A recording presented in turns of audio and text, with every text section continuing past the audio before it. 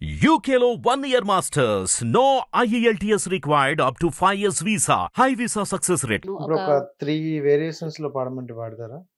Try చేస్తాను. చేయండి, చూద్దాం ఒకసారి. ఓకే, సో మీరు అడిగారు కాబట్టి నేను రీసెంట్ గా వచ్చిన లైక్ ఇండియన్ ఐడల్ తర్వాత నాకు తమన్ సార్ ఒక ఛాన్స్ ఇచ్చారు షో నుంచి. ఆయన మూవీ స్కంద అని రిలీజ్ అయింది. సో అందులో ఒక సాంగ్ పాడాను, మాస్ నెంబర్. సో అది పాడి వినిపిస్తాను. So different. So Thaman sir is very experimental అనమాట. నేను పాడిన మెలోడీ లైక్ నా వాయిస్ కి మాస్ నెంబర్ ఇస్తే ఎలా ఉంటుందని he experimented and luckily share that. ఓసి ఒప్పుల కుప్పల వయ్యారే, సిగ్గుల మొగ్గల సింగారే, టక్కుల టిక్కుల టిక్కలి టెక్కుల బంగారే, ఓసి మెత్తని సొత్తుల మందారే, మత్తుల విత్తులు చల్లాలి, పిల్లడి గుండెలు పిల్లి మొగ్గాలయ్యాలే, గంట కొట్టి చెప్పుకో గంట కొట్టి చెప్పుకో, గంటలోనే వస్తానే గండర గండర బాయ్, గజ్జ కట్టి చెప్పుకో కజులెట్టి చెప్పుకో, కలివాన తెస్తానే గండర గండర బాయ్.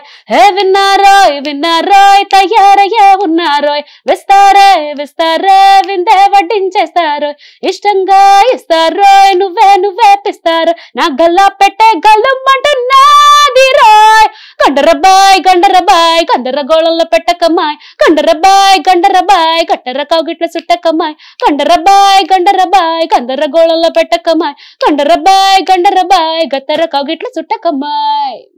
మనతో కొంచెం ఈ వేరియేషన్స్ కూడా ఉన్నాయా? సో ఏమో just tried. Even Indian Idol లో కూడా ఇప్పుడు మాస్ పాడాను కదా, ఇండియన్ ఐడల్ లో మెలోడీస్ ఒక 3-4 ఎపిసోడ్స్ పాడాక ఒక ఛాలెంజ్ రౌండ్ ఇచ్చారు.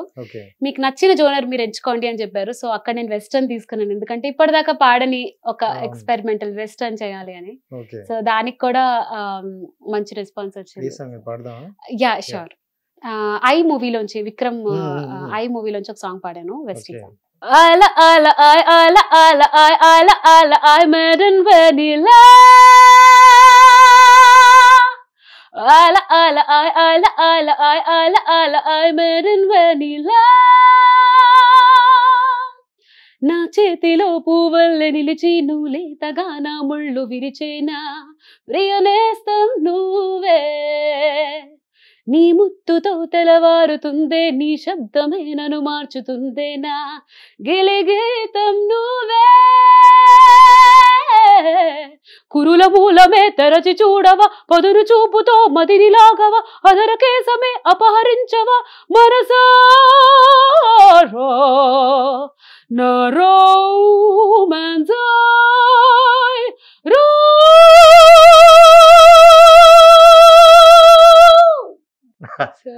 నాకు పిచ్చెక్కుతుంది సార్ గారు. చూస్తే ఎంత సైలెంట్ గా బుద్ధిగా కూర్చున్నా తెలుసా, ఇన్ని వేరియేషన్స్. అసలు ఒకసారి నాకు ఆ సినిమాలోకి వెళ్ళి వచ్చినట్టు అనిపిస్తాను. సో చాలా బాగుంది నిజంగా, అది ఇంకా మాటల్లో చెప్పలేను, నా ఫీలింగ్స్ వాళ్ళకి అర్థమవుతాయి. So thank you so much. And ఇంకోటి ఏంటంటే ఆఫ్టర్ మ్యారేజ్, అంటే అంతకు ముందు అంతవరకు మీరు ట్రై చేశారు, ఆఫ్టర్ మ్యారేజ్ ఎలా ఉంది లైఫ్? సో ఆఫ్టర్ మ్యారేజ్ కూడా లక్కీలీ మై హస్బెండ్ సపోర్ట్ ఉంది. సో నేను ఒక 3-4 years జాబ్ చేశాను. చేశాక అండ్ మా హస్బెండ్ కానీ మా ఫ్యామిలీకి కానీ అర్థమైంది, బికాజ్ నేను జాబ్ చేసేది ఏదో నామకే వస్తే చేస్తున్నాను, శాలరీ వస్తుందా చేస్తున్నానా అనే ఫీలింగ్ లో ఉన్నాను. But ultimately money is not everything, satisfaction అయితే లేదు. సో అది అర్థం చేసుకుని he said I will support you and you can quit your job, try to pursue what ever you want అని.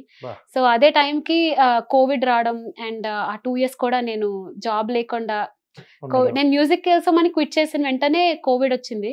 సో 2 years నేను ఏమీ చేయలేదు, ఇంట్లోనే ఉన్నాను. మ్యూజిక్ క్లాసెస్ చెప్పుకునేదాన్ని, జస్ట్ బేసిక్ పాకెట్ మనీ కోసం అన్నట్టు. సో అండ్ నాకు ఇంట్రెస్ట్ ఉండేది పిల్లలకి చెప్పడం అని. బట్ ఇది కాదు, I should do something else అని ఒక ఫీలింగ్ వచ్చింది. క్లాసెస్ ఆపేశాను అండ్ అప్పుడే ఇండియన్ ఐడల్ వచ్చింది, పాప పుట్టింది. సో అది చాలా చిన్నప్పుడు, దానికి 3 months ఉన్నప్పుడు first Indian Idol season 1 auditions కి సెలెక్ట్ అయ్యాను. 1 కి కూడా సెలెక్ట్ అయ్యాను.